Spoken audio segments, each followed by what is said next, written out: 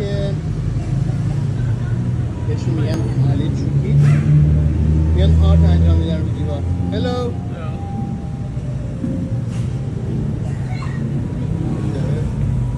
آموزش رو روی یوتیوب نگاه میکنه. It's nice. Sorry? Iran. Yeah.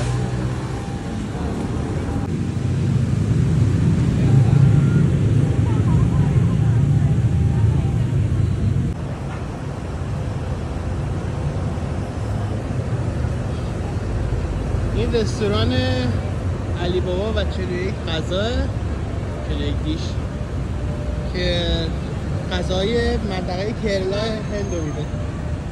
کرالا غذاش با بقیه جای هند فرق میکنه، خوشمزه تره.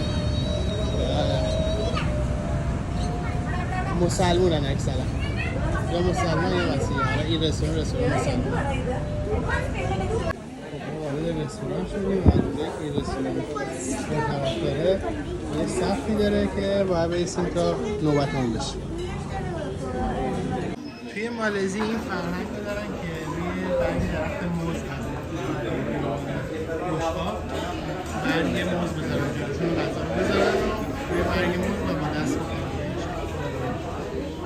خب این غذامون که این برگینه مرده، این برگینه این مرد کبابیه و اینم گوشت سرخ شده است و اینم نون محلی کرالا، خیلی خوشمزه است و این نون با آرد برنجه.